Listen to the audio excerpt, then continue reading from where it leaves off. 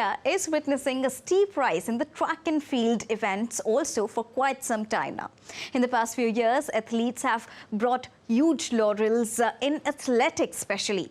TT India sports correspondent Narayan Singh, in an exclusive conversation with Athletic Federation of India's President Adille Sumariwalla, talked about India's meteoric rise in athletics. Let's take a listen.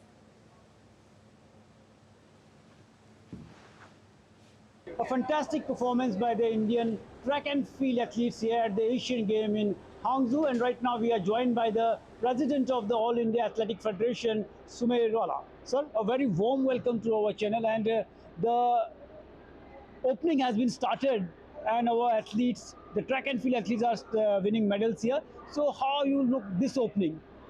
I think it's been a good opening. We opened with a bronze yesterday. We got a bronze and a silver today.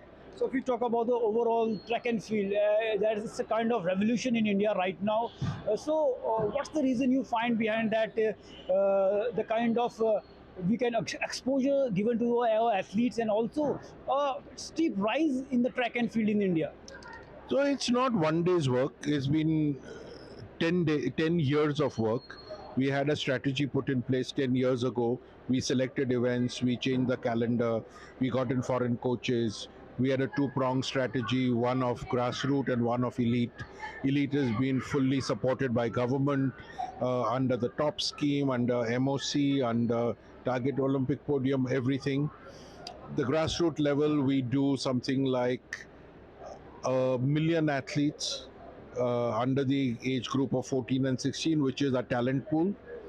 And then they all come to the All India Inter-District, where 600 districts come, about 6,500 athletes come.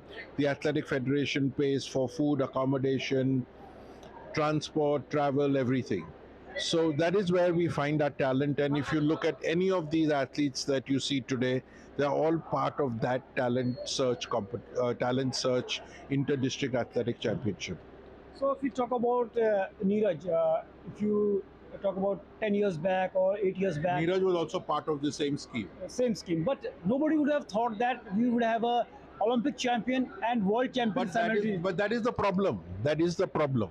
Because people can't think big. If you don't think big, big things will not happen. We thought big. We knew we could do it. So we focused. We took 6 or 7 events. We can't do we can't do 45 events. So we looked at jumps. We got in 3 foreign coaches till today. Throws, we have had 3 or 4 foreign coaches till today. Take sprints, we have in 400 meters, we've had 3 foreign coaches to date. Take middle and long distance running, we've had 2 foreign coaches. So it is a total plan. Nobody understands what we have done, because everybody believes that all federations are bad, nobody does anything, everybody wants foreign trips. So that thought process has to change. Yes, I'm not saying all federations are good, but there are good federations, and then if there are good federations, one must give credit to them for their planning, for their strategy, for implementing the strategy. Just planning on paper doesn't help. So we've done various things, and now it all culminates into performance. And you'll see in the next 5 years, it takes 10 years to 12 years. It's 3 Olympic cycles. And you'll see that in the next 5 years, this is just the beginning.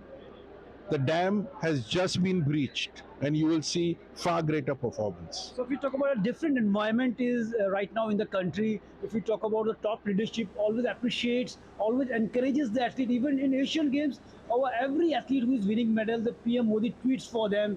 Whenever they are going for big tournaments, he appreciates, he interacts with them. So do you think this sort of encouragement, this sort of environment is acting like a catalyst in the performance of the Indian athletes?